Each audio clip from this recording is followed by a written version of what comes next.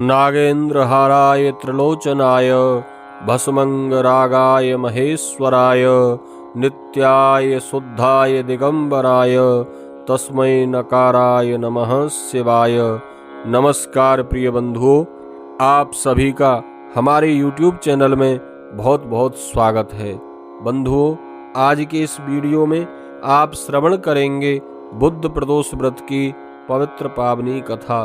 बुद्ध प्रदोष व्रत भगवान शिव को अत्यंत प्रिय है। बुधवार प्रदोष व्रत में व्रतकर्ता को प्रातःकाल ब्रह्म मुहूर्त में उठकर स्नान आदि से निवृत्त होकर भगवान शिव के सम्मुख बुद्ध प्रदोष व्रत का संकल्प करना चाहिए। संकल्प छोटे रूप में हाथ में जल लेकर कहें, हे भगवान शिव, आपकी प्रसन्नता के लिए और अपने मन की शुभ कामनाओं की पूर्ति के लिए मैं आज बुद्ध प्रदोष व्रत का संकल्प कर रहा हूँ अथवा कर रही हूँ। आप मेरे व्रत को सफल करें, पूर्ण करें। इस प्रकार बोलकर उस जल को भगवान शिव के सम्मुख छोड़ देना चाहिए। तदुपरांत भगवान भोलेनाथ की पूजा अर्चना श्रद्धा भाव से करते हुए बुद्ध प्रदोष व्रत की कथा श्रवण करनी चाहिए।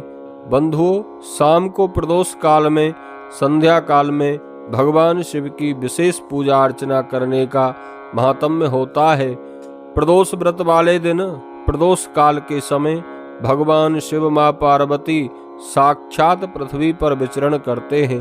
उस समय जो भक्त श्रद्धा से भगवान शिव की पूजा अर्चना में लगे होते हैं, उनके मन की शुभ कामना बहुत जल्द ही भगवान महादेव पूरी कर देते हैं। इस व्रत में व्रतकर्ता को ओम नमः शिवाय पंचाक्षर मंत्र का अधिक से अधिक जप करना चाहिए और हरी वस्तुओं का प्रयोग करना चाहिए। हरे वस्त्र धारण करने चाहिए। भगवान शिव की धूप दीप नैवेद्य भांग धतूरा और बिल्व पत्र से विशेष पूजा अर्चना करनी चाहिए। तो चलिए श्रवण करते हैं बुद्ध प्रदोष व्रत की पवित्र पावनी कथा।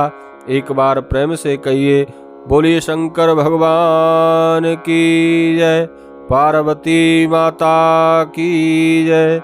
बंधुओं, प्राचीन काल की बात है। एक पुरुष, उसका नया नया विवाह हुआ था।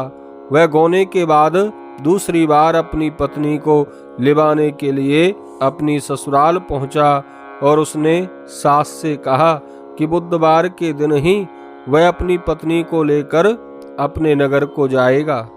इस पर उस पुरुष के सास ससुर साले सालियों ने उसको बहुत समझाया कि देखिए, बुधवार को पत्नी को विदा कराकर ले जाना शुभ नहीं माना जाता है। लेकिन वह पुरुष अपनी जिद से टस से मस नहीं हुआ। अतः विवश होकर सास ससुर को अपने जमाई के साथ में अपनी पुत्री को विदा करना पड़ा। पति पत्नी अभी वहां से विदा लेकर चले, लेकिन नगर के बाहर निकलते ही पत्नी को बड़ी तेज की प्यास लगी। पति लोटा लेकर अपनी पत्नी के लिए पानी लेने गया। जब वह पानी लेकर लौटा तो उसे क्रोध और आश्चर्य की सीमा न रही, क्योंकि उसकी पत्नी किसी अन्य पुरुष के लाए लोटे से पानी पीकर हंस हंस कर उससे बातें कर रही थी। मगर यह देखकर उसके आश्चर्य की सीमा न रही कि उस पुरुष की शकल भी हूबहू उस आदमी से मिलती थी।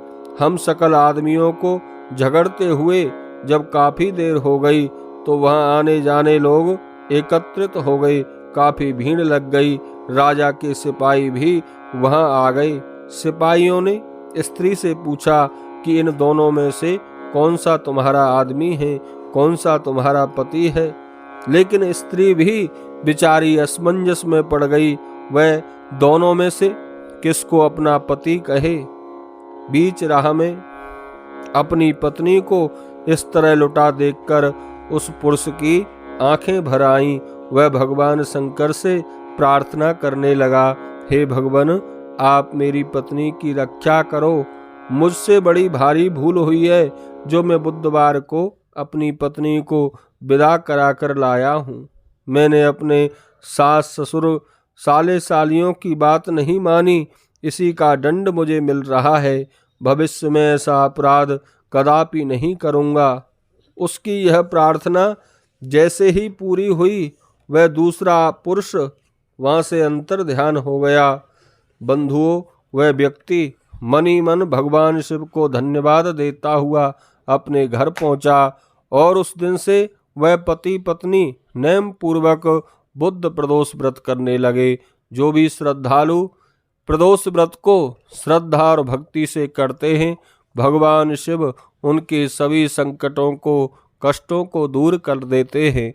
आप सभी श्रद्धालुओं को बुद्ध प्रदोष व्रत की बहुत बहुत शुभकामनाएं। नमस्कार, प्रणाम। ओम नमः शिवाय।